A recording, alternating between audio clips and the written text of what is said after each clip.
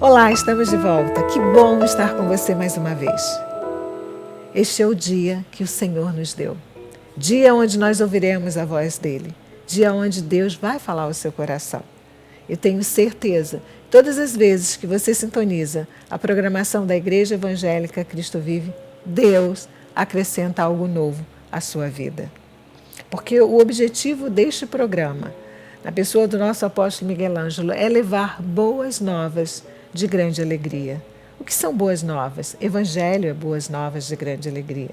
O Evangelho de Jesus, o Evangelho da sua graça, que alcança você através da fidelidade de um povo que dizima, que oferta, que coopera para que você possa. Talvez você esteja no seu lar, no seu trabalho, no seu automóvel, no hospital, no presídio. Talvez você esteja em outro país. Você possa chegar até nós e nós até você. Bem-haja este povo fiel do Ministério Cristo Vive. E se você desejar ser um semeador dessa obra, entre no PayPal se você está fora do país ou no PagSeguro. Seja um dizimista e um ofertante do Ministério Cristo Vive. Você vai se surpreender. Porque quando nós semeamos sementes em terra fértil, elas germinam e os frutos são maravilhosos e abundantes. Algumas pessoas têm semeado as suas vidas, porque quando semeamos dízimos e ofertas, estamos semeando as nossas vidas porque trabalhamos em ministérios que não têm um solo bom. E as suas vidas estão paradas, estagnadas. Crescimento muito pouco, problemas abundantes. Por quê? Porque a terra onde foi semeada a semente não está adubada, não é tratada, mas nesse ministério o nosso apóstolo faz isso com muita propriedade. Nós vamos ao altar agora para dar continuidade a este tema. O pecado não terá domínio sobre vós. E eu volto. O pecado não terá domínio sobre nós. Quando nós nos convertemos, como eu estava falando, eu vou dar um exemplo. Sabe o profissional que tira sangue? Quem aqui já tirou sangue na veia? Isso não é de Deus, não. Nunca vi uma coisa ser tão temida como uma agulha na mão de alguém, não é verdade? É verdade. Se alguém aqui levantar a mão dizendo que gosta de tirar sangue, eu vou agarrar e vou dar um beijo. Você, Eliana, que furou um monte de gente, nossa enfermeira, nossa amada enfermeira do INCA, deve ter furado muita gente para o bem, claro, né? Mas vamos lá, vamos pensar num crente da graça, que está convertido há muito tempo, que já ouve a palavra todos os dias. Se converteu há anos atrás. É como um profissional que se especializou em tirar sangue.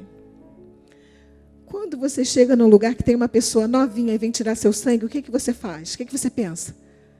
Ai, meu Jesus, é agora. Não é verdade, Bispa Rosa? A pessoa é recém-formada, né? Tem qualificação, senão não estaria ali.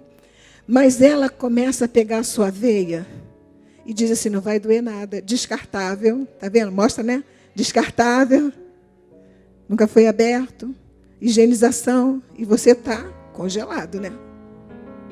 A pessoa enfia aqui, enfia ali, e não tem, parece que você não tem sangue. Como é que é? A veia é bailarina, vive dançando, não é? Não.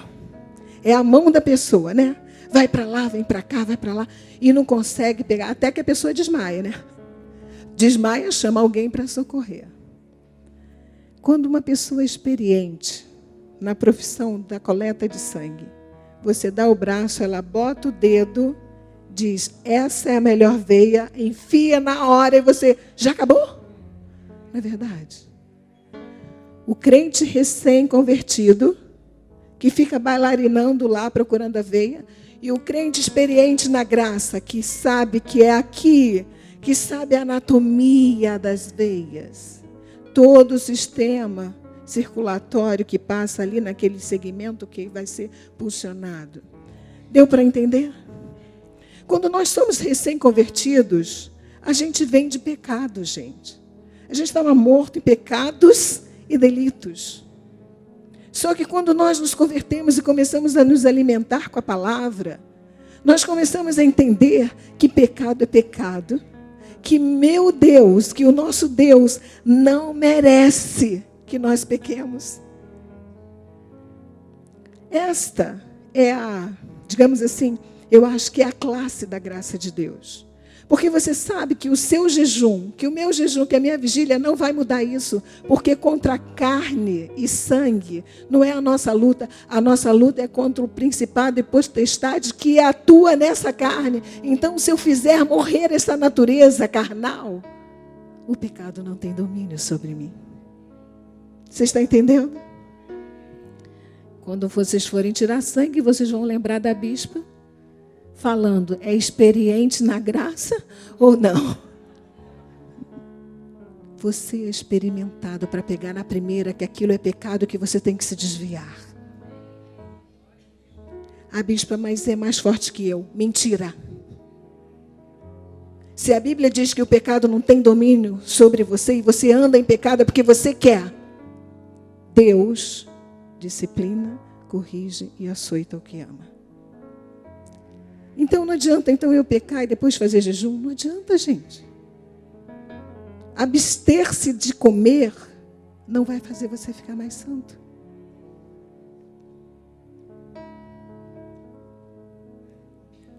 Quando se torna constante e normal pecar, sem sentir culpa, isso se chama o quê? Iniquidade. Pode botar a iniquidade, por favor, Joás? O que é o ministério da iniquidade? Iniquidade é você tornar o que é pecado, tornar normal o que é pecado. Não sentir culpa pelo pecado cometido, de tanto que uma pessoa comete o mesmo pecado ou uma coisa errada, ela não se arrepende, ela não consegue se arrepender, pois já acha que é e aquilo faz. Isso é absolutamente normal. Minha bispa, todo mundo paquera o marido de todo mundo? Todo mundo paquera a esposa de todo mundo? Todo mundo rouba o caixa onde trabalha? Você não é todo mundo, você é de Deus. Não é normal. É para quem é perdido, quem já está perdido, mas para quem é filho de Deus. Se o pecado não tem domínio, então quer dizer que eu não tenho desculpa? Não tem desculpa, tem que dizer não. Mas o pecado é uma coisa mais forte, que eu não é mais forte que nós. Ele não tem domínio sobre nós. Nós estamos debaixo da graça de Deus. Jesus não merece que nós vivamos em pecado. Em 1 de João 1,5 diz assim a palavra do Senhor. Ora, a mensagem que da parte dele temos ouvido e vos anunciado é esta, de que Deus é luz e não há nele treva alguma, nenhuma. Se dissermos que mantemos comunhão com ele e andamos nas trevas, mentimos e não praticamos a verdade. Se, porém, andarmos na luz como ele está na luz, mantemos comunhão uns com os outros, e o sangue de Jesus, seu Filho, aleluia, nos purifica de todo o pecado. Se dissermos que não temos pecado nenhum, a nós mesmos nos enganamos, já falamos sobre isso, e a verdade não está em nós. Se confessarmos os nossos pecados, oh glória a Deus, Ele é fiel e justo para nos perdoar os pecados e nos purificar de toda injustiça. Se dissermos que não temos cometido pecado, fazemos-lo mentiroso e a sua palavra não está em nós.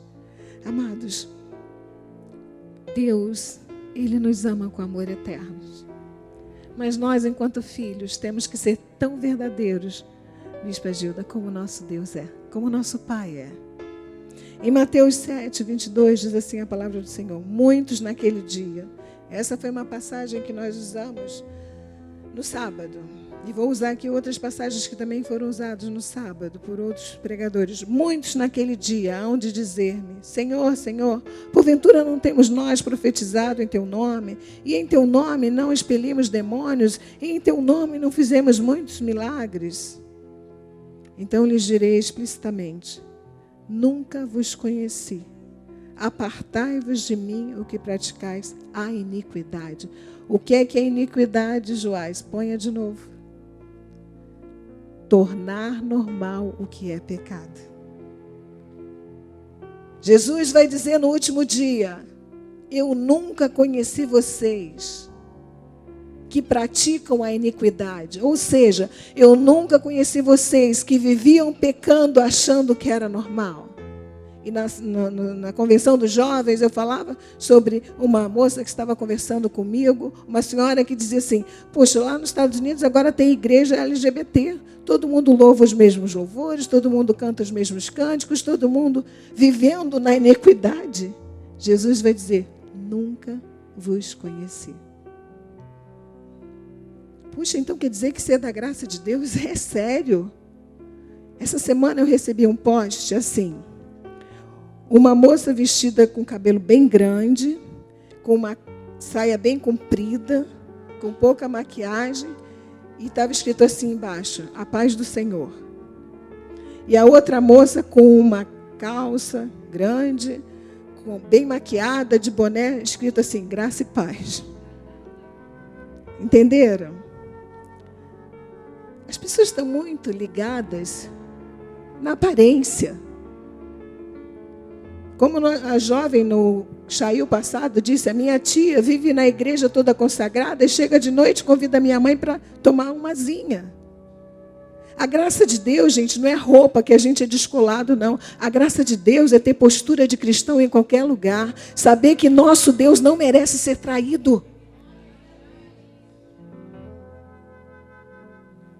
Bispo, eu gosto quando você fala essas coisas, porque assim, é isso assim, simples assim.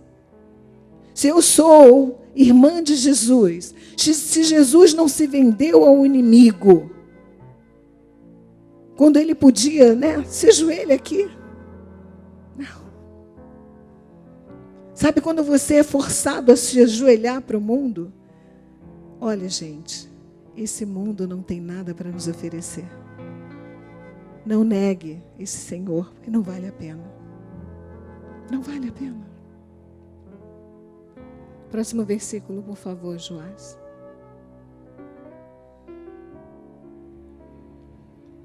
Esse versículo não será usado, foi apenas, eu já citei acima, né? Que é bem-aventurado aquela pessoa que nós falamos mais acima. Enquanto nós estivermos nessa terra, nós estamos suscetíveis a pecar. Somos todos tentados, todos os dias, cada um na sua área de vulnerabilidade. Mas nós não podemos viver na prática daquilo que vai contra o que Deus determina. Contra a vontade de Deus. E eu vou dizer uma coisa para você. Não aninhe o pecado como se fosse um bicho de estimação.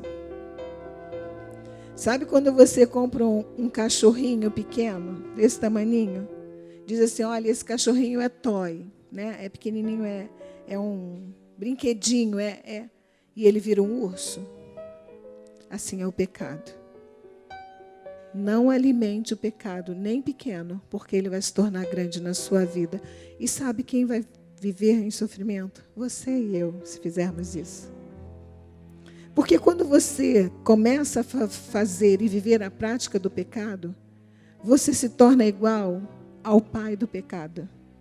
E ele acha que tem domínio sobre a sua vida. E você começa a deixar de vir à igreja porque eu estou com vergonha, porque eu estou pecando, e daqui a pouco você está perdido no mundo.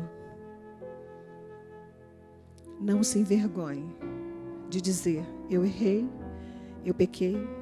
Eu conversava com uma jovem nesse final de semana, aconselhando, e disse o seguinte: ela estava falando de um caso na família dela, que a pessoa errou em algumas áreas, e agora estava com vergonha. Eu falei: vergonha? Errou? Bota a cara ao tapa. Volta, pede perdão e ergue a vida de novo, quem não erra. Nós vamos falar sobre isso.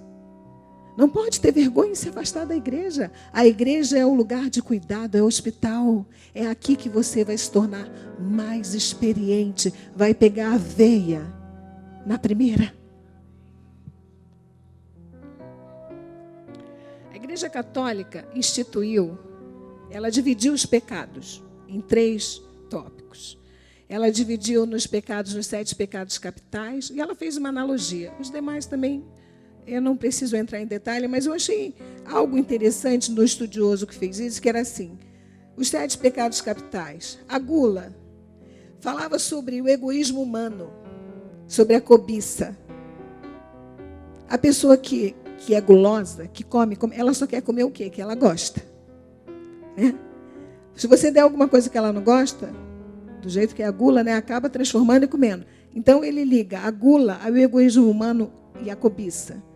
E o que seria isso na fé em Cristo? O oposto a isso, a temperança. Não, eu não posso comer isto. Isto é equilíbrio, Bispa Ana. Eu não posso comer isso. Eu não preciso disso. Eu não preciso trair a confiança de quem confia em mim para ser bem-quisto pelos outros. Eu não preciso. Você está entendendo?